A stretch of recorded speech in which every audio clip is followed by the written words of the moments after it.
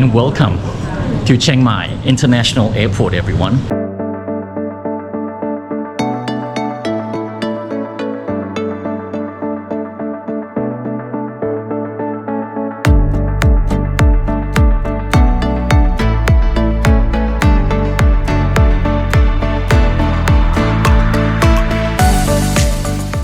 G'day everyone, and thanks for tuning in. We begin this video in one of Southeast Asia's largest international airports. It's way too early, but someone's got to do it. And good morning guys, welcome back to my channel. แล้ววันนี้ผมอยู่ที่กรุงเทพมหานครสนามบินสุวรรณภูมินะครับ That's right, I'm coming to you from Bangkok's largest international airport here in Suvarnabhumi. And today I'm flying off to Chiang Mai. I'm getting on Bangkok Airways, which was, well, Asia's first boutique airline. I think they're probably the only one that's still as touted as Asia's boutique airline. So come along with me and see what the experience is like. Let's do this.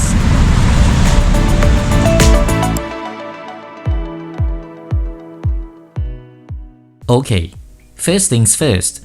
Let's get the pronunciation of this airport right. It's Suvarnabhumi, which in Sanskrit means land of gold. I've learned it the hard way, that written anglicized Thai isn't pronounced the way it's spelled. With that done, let's get out of this humidity which doesn't agree with me one bit. Suvarnabhumi is one busy airport. Pre-pandemic, they handled more than 65 million passengers in 2019 before everything came to a grinding halt. This morning, we're flying on the second busiest domestic route between Suvarnabhumi Airport and Chiang Mai in northern Thailand. There's presently about 143 weekly flights between these two airports, and plus heaps of flights from Bangkok's other airport in Don Mueang. Chiang Mai is most certainly the destination to head to whenever you're visiting the land of smiles.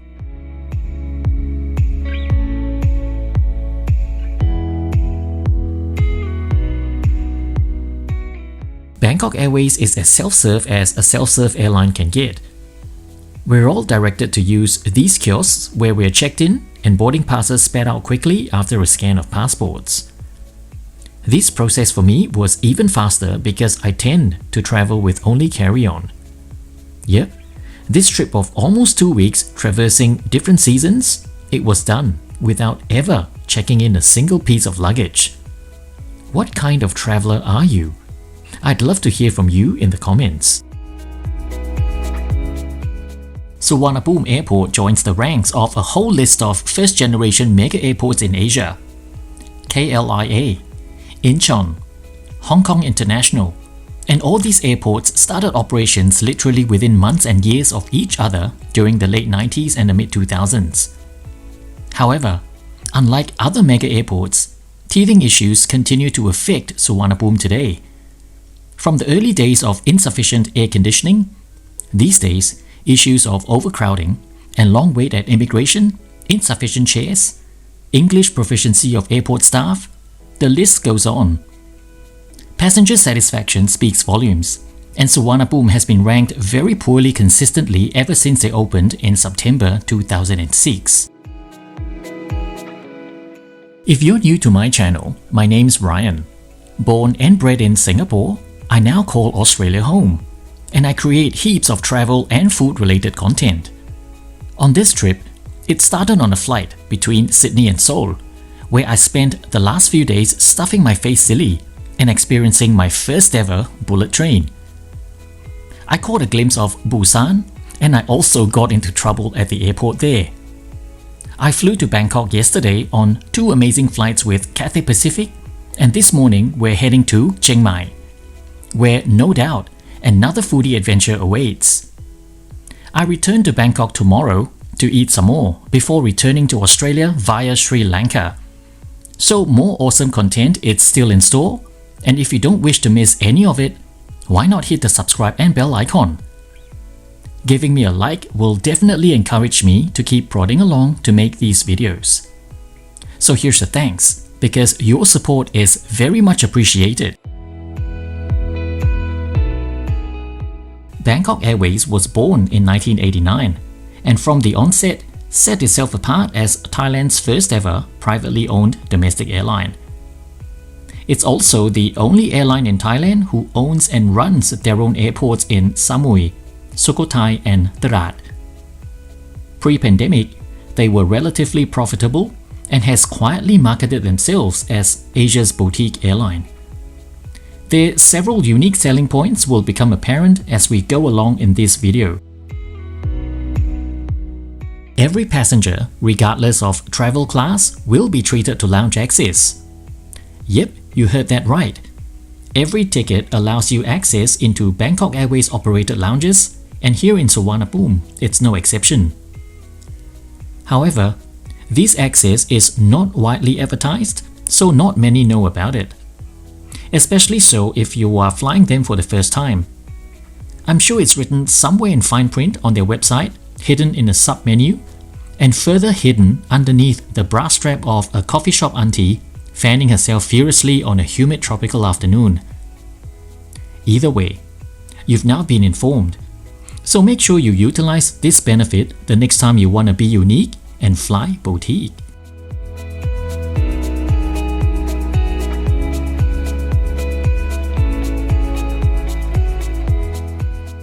Welcome to the Bangkok Airways Lounge. Poor signage in Suvarnabhumi is one of the long list of gripes passengers have.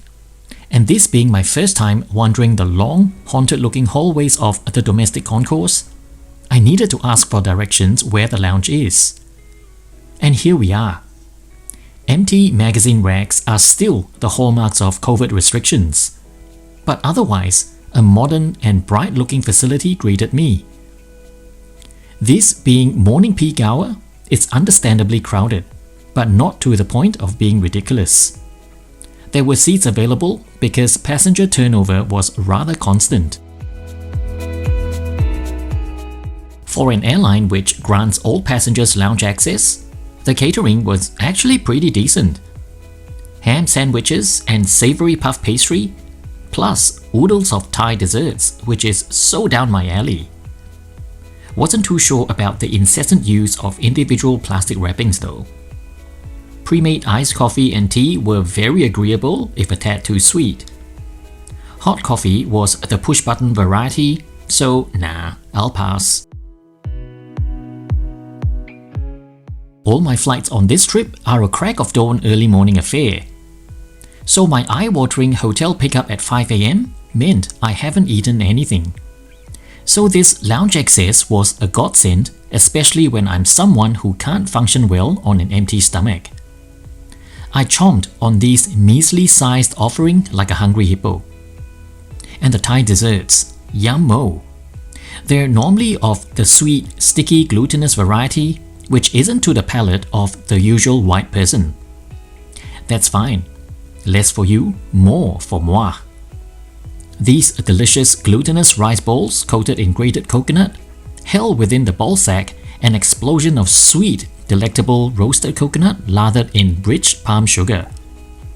Pretty similar to the Javanese onde-onde if you're familiar with Indonesian desserts. I'm gonna touch on how exhausted I was at this point, because looking at my Instagram, it seems all fun and games with me jetting about from one destination to another. But when jet lag catches up with you, it isn't funny. So I managed a quick shut-eye of what felt like a minute, but I was awakened by a loud snort, which turned out it came from me. Crap, boarding had begun. So I ran towards my gate, which was downstairs, and yay, it's a bus gate.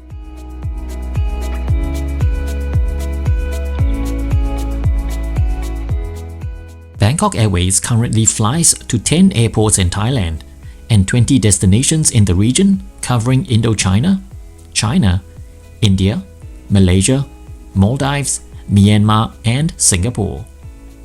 This is achieved using a tiny fleet of ATR 72, Airbus A320 and the Airbus A319. Speaking of which, here is our aircraft today. The aircraft flying us north is Papa Golf X-Ray, an Airbus A319 which first flew in February 2008, making her just over 15 years old at the time of writing. It's been with Bangkok Airways the entire time, and she's been named Hiroshima, the city on western Honshu Island in Japan.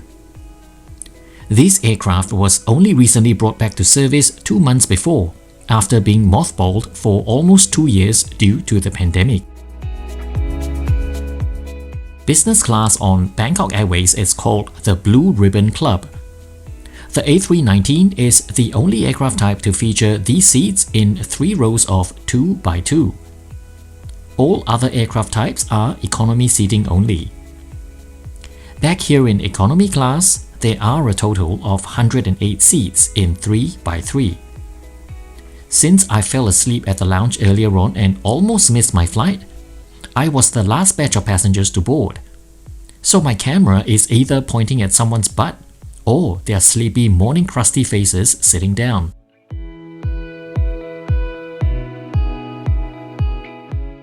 I spy with my eyes something beginning with A. Thank God for air nozzles because it was incredibly humid this morning. There is no seatback TV, and the seat pitch is a standard 31 inches. The tray table is pretty last generation, so it doesn't fold in half. It can be moved back and forth though. In the seat pocket, we have a huge safety card and the in-flight shopping catalog. There was strangely no sick bag, so if I needed to spew, great opportunity to test my oral projectile range. The seat back has no adjustable headrest, and I'm wondering if at some point Bangkok Airways used to offer audio channels since this aircraft was with them since the beginning. With the single recline button, this is the recline situation, which isn't that generous to be honest. And that's it. A pretty basic cabin which screams Y2K.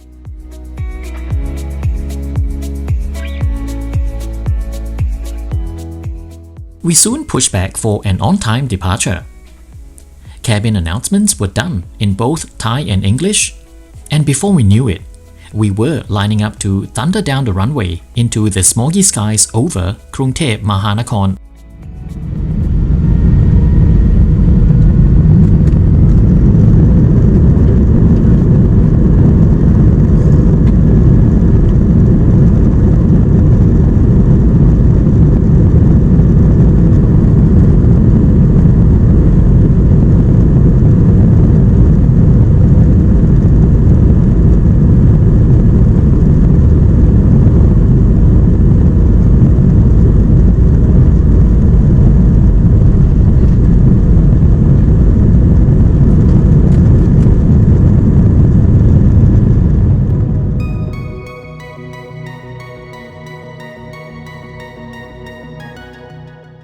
A brief morning shower had cleared the smog for a bit, but otherwise the visibility this time of the year is especially bad from all that burning of farmland in the rural areas. Taking off from runway 01 right, our flight path was more or less tracking in a northerly direction, and we would remain that way until our arrival into Chiang Mai, where a straight-in approach concluded this flight in 1 hour 10 minutes. Clocking a total distance of just over 590 kilometers.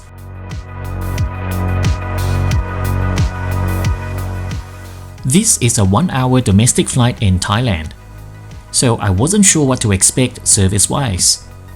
During the booking process, I was able to select my seat, and get this, I was even asked for my meal preference. So I thought we would be served a small piece of pastry or a dry slice of cake. The drop-down menu of special meals included your usual array of aviation industry standard of choices. So I selected the seafood meal. Yeah, that's right, a seafood meal. Perhaps I'm gonna get a tuna sandwich? And because I ordered a special meal, I was attended to first directly from the galley. And this was what appeared in front of me. Can someone please collect my lower jaw from the floor? I think it fell under the seat somewhere there. So, My seafood meal consisted of scrambled eggs filled with generous amount of salmon flakes all around the outside and inside. Mushrooms, grilled tomato, and potatoes rounded it off. There was also a bottle of water and a cup for after-meal warm bevy. But Jesus, is this really a 1-hour domestic flight? Let's start with the metal cutlery.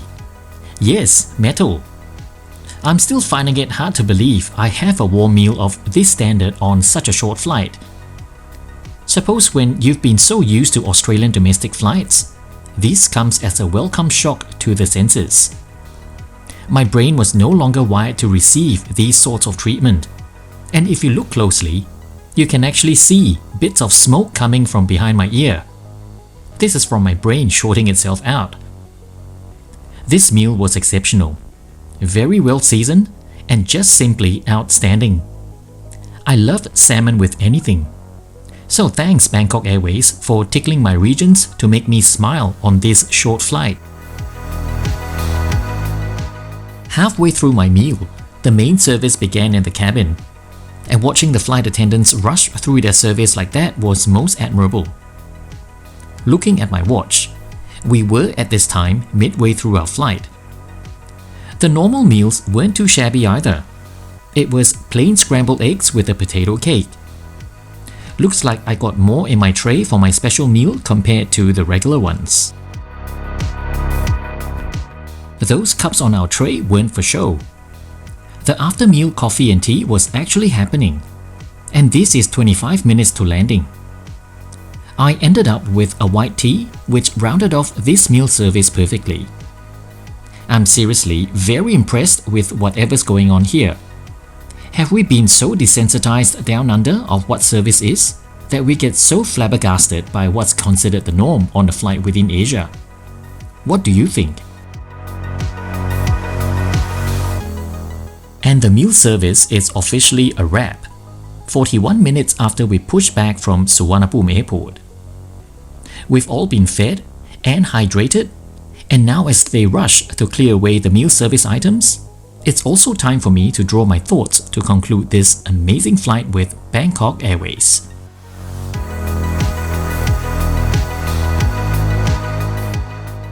In my lifetime, I've flown very extensively from airports all around Asia.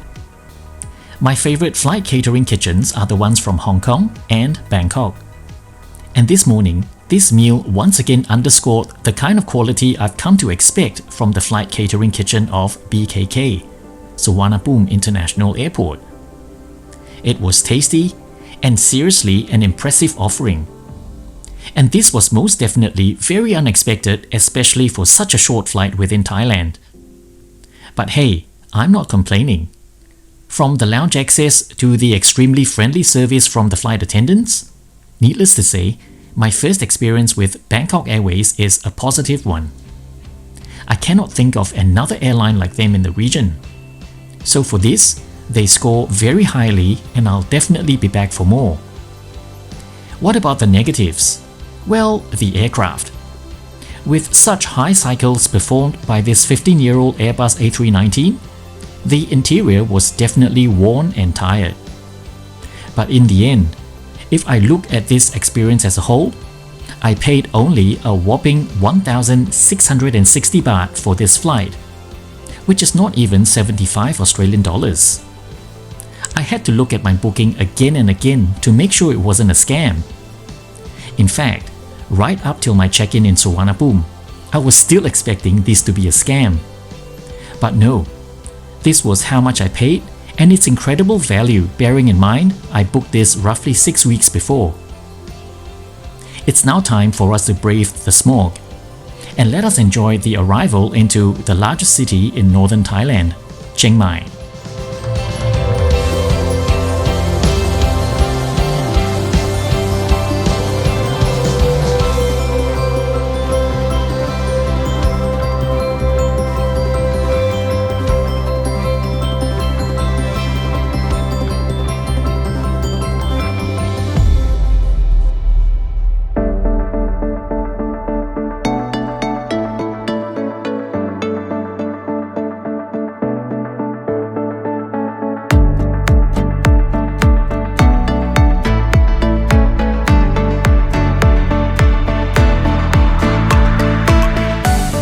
and welcome to Chiang Mai International Airport, everyone.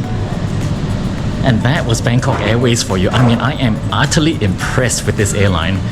It is a tiny little airline that promises you nothing much really. There's nothing stylish about it, but they tout themselves as Asia's boutique airline. And yeah, what an amazing airline this is. So anyway, I'm gonna be here in Chiang Mai for one day, and then I'll go back to Bangkok tomorrow. So yeah, make sure you follow my travel vlog, alright? And then yeah, in the meantime, I'll chuck details on my Instagram on your screen right now. Hit me up there so you can follow my travels in real time.